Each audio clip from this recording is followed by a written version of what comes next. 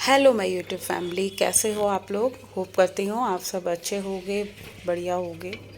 तो जी मेरी प्यारी प्यारी यूट्यूब की फैमिली, कैसे हो और कैसे आपकी जो लाइफ की जर्नी है वो चल रही है।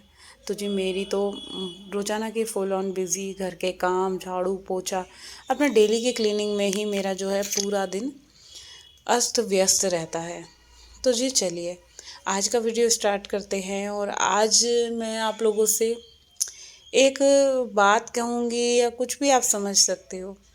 तो जी आज का वीडियो है कि आप हम जो औरतें होती है ना, चाहे घर में जितने मर्जी कलेश चल रहे हों, जितनी मर्जी लाइफ में उथल पुथल हो रही हो, तो एक औरत क्या होती है कि वो मतलब कोई चीज़ अपने चेहरे पे मतलब दिखाना ही नहीं चाहती।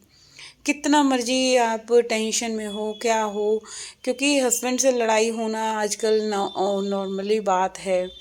और आज का वीडियो सिर्फ हस्बैंड के लिए है।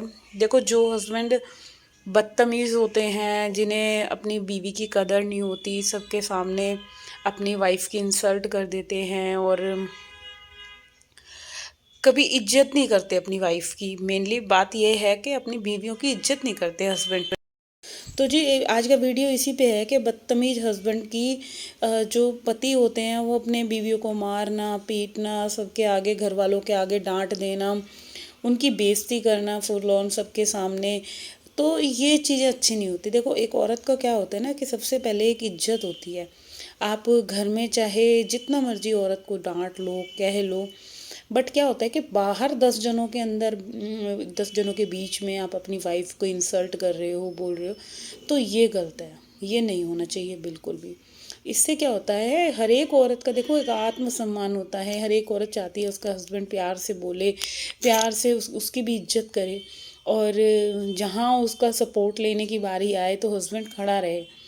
बट क्या होता है ना, हमारे हिंदुओं के घर में, या शायद मुझे लग रहा है अदर कास्ट में भी, सभी कास्ट में ऐसा होता होगा कि हस्बैंड जो होते हैं ना, अपने पेरेंट्स के उससे ज़्यादा दबाव में रहते हैं कि अपनी माँ के आगे नहीं बोलना, अपने डैडी के आगे नहीं बोलना। और जो माँ, अगर सास भी कुछ कह रही है तो हस्बैंड अपनी माँ का ही सपोर्ट करते हैं, वाइफ का बिल्कुल भी नहीं करते। तो जी इस सिचुएशन में हम औरतें क्या करें, ये बहुत बड़ी सिचुएशन है, एक मेरी नहीं सबकी। और बहुत रेयर ही केसेस होते हैं जहाँ हस्बैंड जो होते हैं बहुत ज़्यादा प्रोटेक्टिव होते हैं, बहुत ज़्यादा अपनी वाइफ की केयर करने वाले होते हैं, हर एक चीज़ के लिए अपनी बीवी के सपोर्ट में खड़े रहते हैं। अच्छा, मेरे हस्बैंड की भी ऐसी ही थी, बहुत टाइम तक ऐसे ही चले वो। बट अब जाके थोड़ा सा बदले हैं, शायद 17 साल की शादी का एक कहते हैं ना कि दुनिया को देख के वो बदल गए या कुछ भी है।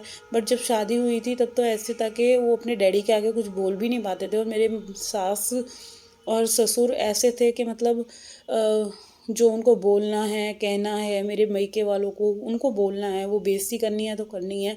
बिल्कुल भी कोई वो नहीं, अगर कुछ दहेज वगैरह कम दिया है तो उनको टोन कसनी, ये चीज़ें। और ये बिल्कुल भी अच्छी नहीं लगती ना। देखो, शादी करी है, एक दो जोड़ों में लड़की लाए हो तो ठीक है, बट क्या कर सकते हैं। इसका एक ही रीज़न है कि आप जो चीज़ें हैं वो वक्त पे छोड़ दीजिए, क्योंकि भगवान लाइफ में एक ना एक टाइम ऐसा लाता है कि जो हस्बैंड आपकी केयर नहीं कर रहे हैं ना, वो जब वक्त आता है ना, जब देखते हैं कि माँ बाप भी एक भाई, जैसे अब हम 3 देवरानी जेठानी हैं तो हमारी सास जो है एक का सपोर्ट ज़्यादा करती है, और दूसरे को, जिसके साथ रहती है उसकी ही बेइज्जती करना या उसको ही टोन कसना, बोलना उल्टा सीधा। तो ये चीज़ें फिर हस्बैंड भी देखता है कि नहीं यार, मेरी वाइफ के साथ नहीं, अच्छा नहीं कर रही मेरी माँ। तो धीरे धीरे चीज़ें हस्बैंड को समझ में आती हैं। और एक टाइम ऐसा था कि अपनी माँ के आगे इंसान कुछ बोलता भी नहीं था, डर के मारे, नहीं कुछ नहीं बोलना और कुछ नहीं कहना। अगर घर में जो है ज़रा सी बात पे, किसी चीज़ पे अगर कोई झगड़ा हो गया है तो हस्बैंड अपनी वाइफ को ही मारना, पीटना, ये सब भी होता है। देखो, हमारे घरों में ऐसा नहीं है कि कोई हस्बैंड अपनी वाइफ को हाथ नहीं उठाता। बहुत हस्बैंड ऐसे होते हैं, मारना पीटना। देखो, एक लिमिट तक ही सहन करने की औरत में भी शक्ति होती है। जब जो लिमिट होती है ना वो अगर ओवर हो गई तो फिर औरत बर्दाश्त की शक्ति बाहर से हो जाती है। कितना पिटेगा कोई, कितना सहन करेगा। और क्या होता है कि ज़रा सा मियाँ बीवी में झगड़ा हुआ, हस्बैंड अपनी वाइफ को मैके छोड़ाता है कि नहीं तुम्हें यहाँ नहीं रहना, अब तुम अपने मैके ही रहोगी। तो ये जो सारी चीज़ें होती हैं ना, ये गृहस्थी में बहुत, एक लड़की का क्या होता है ना कि शादी होने के बाद ना तो घर इधर रहता ना उधर रहता। बहुत घरों में देखा है कि मैके वाले भी ये कह देते हैं कि नहीं तुम्हारा घर ये नहीं है, शादी कर दी तो मतलब एक लड़की का अगर ब्याह कर दिया ना तो समझो वो उधर मैके में उनका कोई हिस्सा नहीं है या कोई वो नहीं है, इज्जत से आओगे तो ठीक है, अदरवाइज़ तुम्हारा ने जो भी ससुराल में शादी करी है तो बस वहीं मरो वहीं जियो चाहे जैसी भी हो। बहुत पेरेंट्स ऐसे भी होते हैं और बहुत ऐसे होते हैं कि ज़रा सा उनके बच्चों को कुछ होता है तो वो सपोर्ट में खड़े हो जाते हैं, और बहुत ऐसे होते हैं कि बस तुम्हारी किस्मत ऐसी थी जो तुम्हारे को ऐसे मिला ससुराल। तो इन सब चीज़ों के ऊपर एक औरत का ही देखो सब चीज़ जो है, एक लड़की की ज़िंदगी जो है वो ख़राब होती है। अच्छा पति मिल जाता है तो बहुत अच्छा है, और ख़राब पति मिल गया, ससुराल ख़राब मिल गई तो सारी चीज़ें बेकार हैं। आपका पैसा सब जो होता है ना, सब कुछ अलग रखा रह जाएगा, मगर जो एक इज्जत प्यार सम्मान हस्बैंड को देना चाहिए वो ही नहीं देगा तो फिर औरत किसके लिए जिएगी।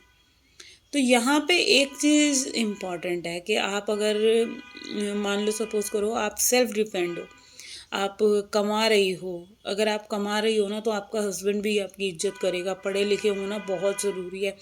इसीलिए शायद अब तो नहीं, जो शुरू से मेरे वीडियो चल रहे थे तो मैं उस चीज़ में हर एक लड़की को, हर एक औरत को ये ज़रूर कहूँगी कि सेल्फ डिपेंड होना बहुत ज़रूरी है आज के टाइम में।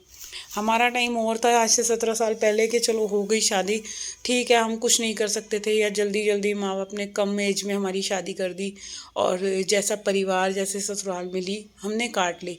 मगर आज का टाइम ऐसा नहीं है। अब लड़कियों को पढ़ना बहुत ज़रूरी है। कल को कोई भी अगर ससुराल में झगड़ा होता है, हस्बैंड नहीं रखता है या मैके वाले नहीं रखते, तब लड़की कहाँ जाएगी। तो इसके लिए यही ज़रूरी है कि लड़की पढ़ी लिखी होगी तो वो 2 पैसे कमा के जो है अपना पेट पाल लेगी, अपने बच्चों का पेट पाल लेगी, और दुनिया के तानों से बची रहेगी। देखो कितना कॉम्प्रोमाइज़ करेगी औरत, कितना करेगी, कितना पिटेगी, कितना सहन करेगी। और एक टाइम ऐसा आता है ना कि सहन करने की शक्ति भी जो होती है हम औरतों की ख़त्म हो जाती है।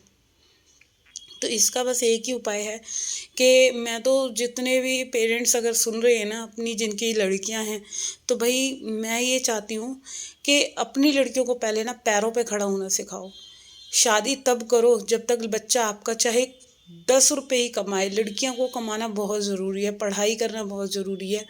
और पढ़ने के बाद फिर ये है कि ससुराल कैसे भी मिले, कल को ऐसा नहीं होता कि बहुत सबकी किस्मत एक जैसी होती है, अच्छी ही ससुरालें मिलती हैं। इतने गंदे गंदे लोग टकरा जाते हैं ना, आपको यकीन नहीं होगा। दे शादी से पहले तो ऐसे बोलेंगे नहीं हमें तो लड़की दो दो कपड़ों में चाहिए, 2 जोड़ी कपड़ों में चाहिए।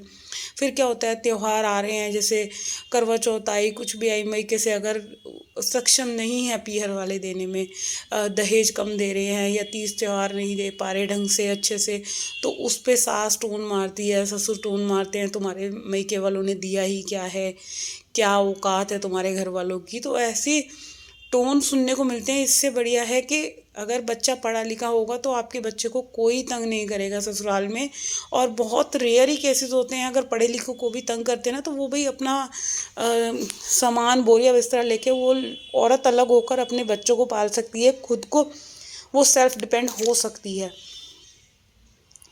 तो मैं तो मेरी तो राय यही है कि अगर जो भी आज का मेरा जो वीडियो है वो सुन रहे हैं, जिनको अच्छी ससुराल नहीं मिली, अच्छे हस्बैंड नहीं मिले, और जितनी मर्ज़ी कट गई है लाइफ, और इस वीडियो से सिर्फ मैं यही चाहती हूँ कि कोई इंस्पायर हो तो वो है माँ बाप, जिनकी अभी लड़कियाँ कुंवारी हैं या जो जिन्होंने अभी शादी नहीं करी है अपनी बच्चियों की। तो मैं चाहती हूँ पहले अपने बच्चियों को खूब पढ़ाइए, आपकी बच्चियाँ इतनी कामयाब हो जाएं कि ससुराल में जाकर वो उनको रोटी खिलाने लायक हो जाएं, तभी अपनी लड़कियों की शादी कीजिए।